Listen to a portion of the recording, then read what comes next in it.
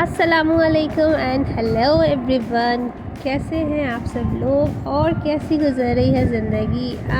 Today's topic is going to be so interesting and informative, so without wasting any other minute let's get started. Okay, so screen पर आप ये 3D box देख रहे हैं, जिसका जितनी बार हम एंगल चेंज करेंगे इसका पर्सपेक्टिव चेंज हो जाएगा। पेंसिल हम कौन सी यूज़ करेंगे for sketching. This is so simple as we know that drawing pencils are different than shading pencils.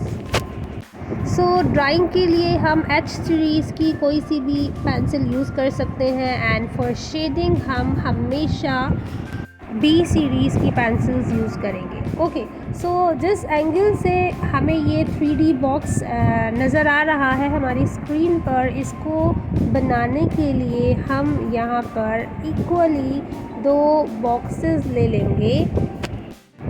It means कि हम 2 बॉक्सेस ड्रॉ कर लेंगे। इक्वली 2 बॉक्सेस हमें ड्रॉ करने हैं। यहाँ हमारी हेल्प कर रही हैं ये वर्टिकल एंड हॉरिजॉन्टल लाइंस, जो कि हमारे एलिमेंट्स ऑफ आर्ट के टॉपिक में हम बहुत ब्रीफली डिस्कस कर चुके हैं।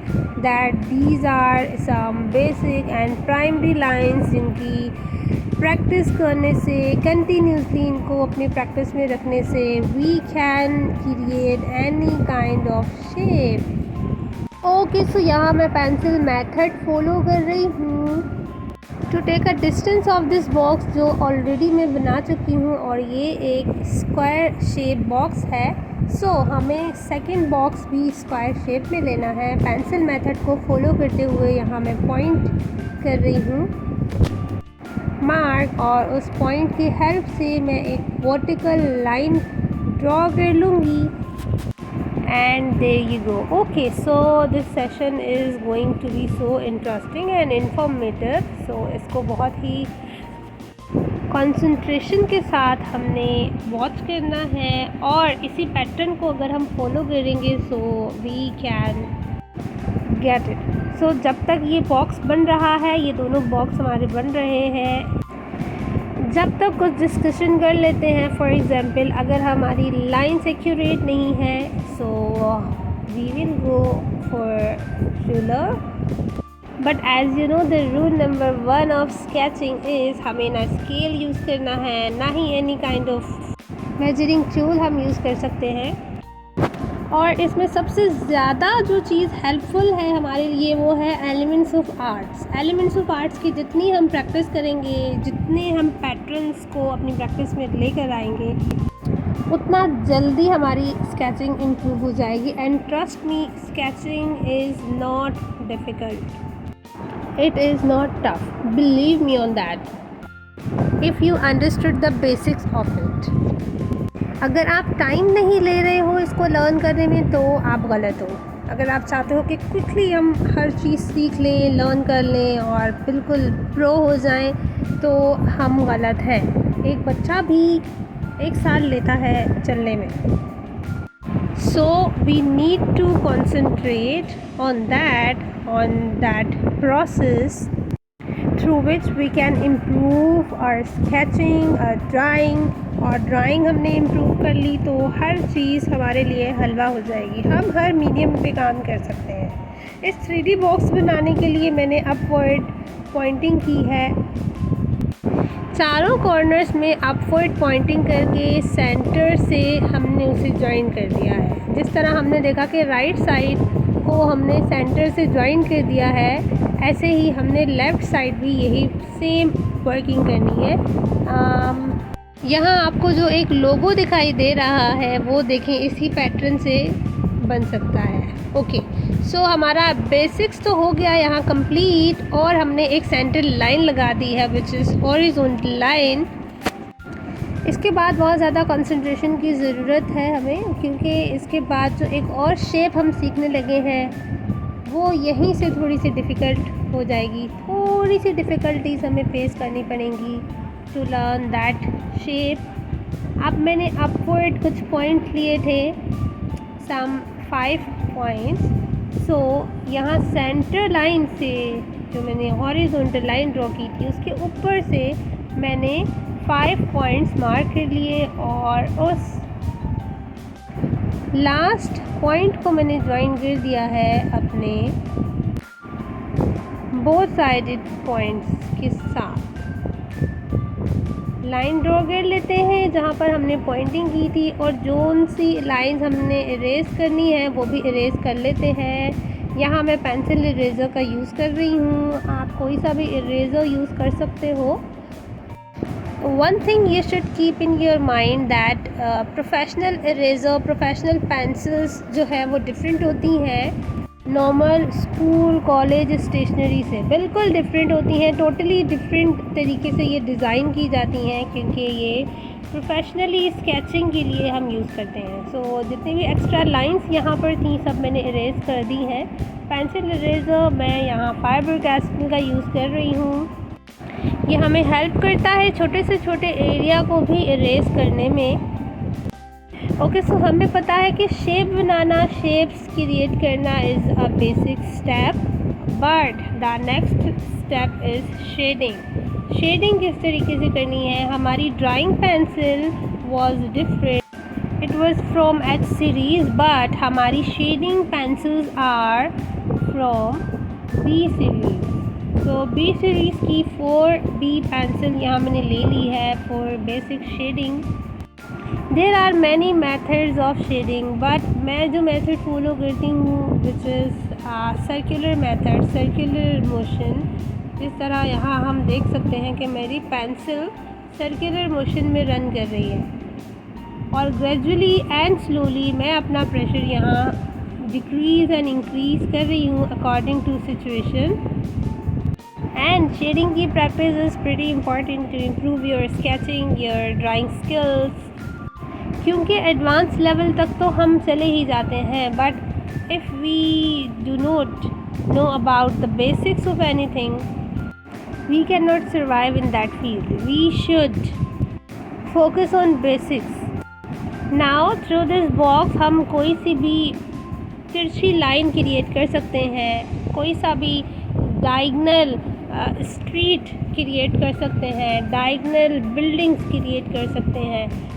We can sketch books, we can sketch wardrobes, जो सिर्फ हमें फ्रंट से नहीं दिख रही बट हम उसका 3/4 भी अब स्केच कर सकते हैं। एक चीज़ हमेशा याद रखेंगे कि कभी भी हम शेडिंग करते वक्त अपनी पेंसिल पर गुस्सा नहीं निकालेंगे। बहुत ही स्मूथली, ग्रेजुअली एंड स्लोली हम अपना प्रेशर डिक्रीज़ एंड इंक्रीज़ करेंगे to get our desired shade which we need। Okay, एक एरिया, एक साइड हमने कंप्लीट कर ली है। अभी हम यहाँ पर रिफ्लेक्शन की भी बात करेंगे कि क्यों हमने एक साइड डार्क ले ली और एक साइड हम बहुत ज़्यादा लाइटर टोन की तरफ जा रहे हैं।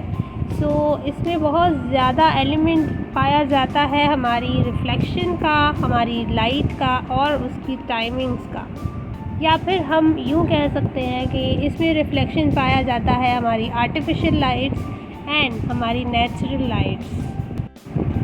लाइट्स की अगर हम बात करें तो natural and artificial both are different, both are totally different and both has different reflection. अब यहाँ जो हमने बॉक्स ड्रॉ किया है उसका एंगल हमने खुद सेट किया क्योंकि हमने इस एंगल को ड्रॉ करना था, इस एंगल को सीखना था। सो हमने उस क्यूबिक बॉक्स को इस एंगल में सेट कर लिया टू लर्न दिस एंगल। हमारे पास यहाँ एक एरिया है लेफ़्ट तरफ और एक एरिया है राइट, बट यहाँ पर हमारे पास जो वेट है वहाँ पर भी थोड़ा सा लाइट का रिफ्लेक्शन मौजूद है। सो हम उसको भी ड्रॉ कर लेंगे। Okay, now I have a 6B pencil which is little bit darker than 4B। So अब यहाँ मुझे नीड थी 6B की to create some dark shade left side of the box.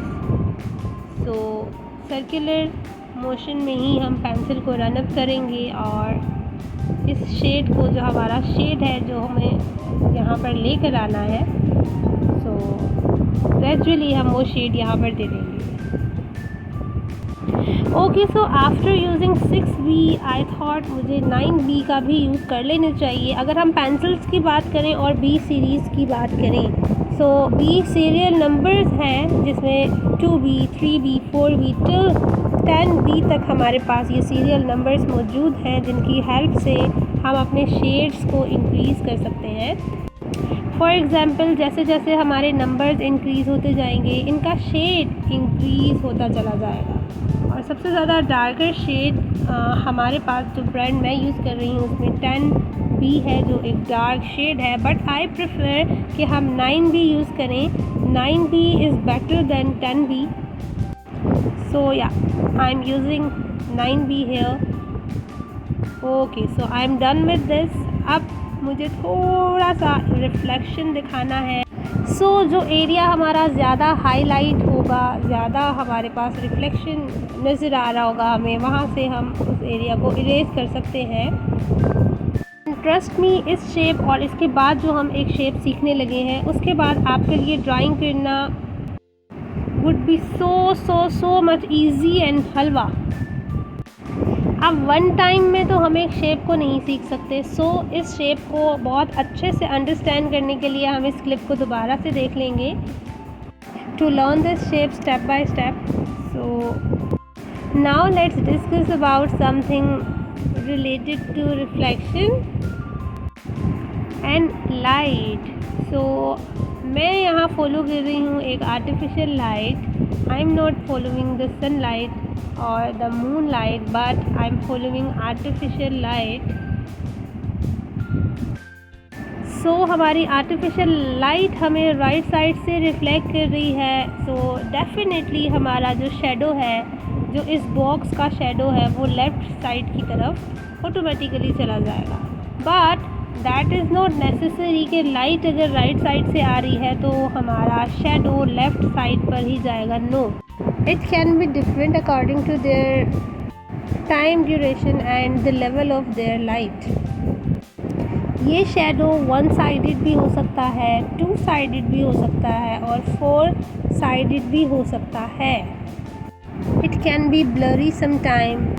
So अब हमारा माइंड हमें पिनअप कर रहा होगा कि किस तरह से हम इसका सोल्यूशन निकाल सकते हैं। So yeah, there is a solution which is just your observation.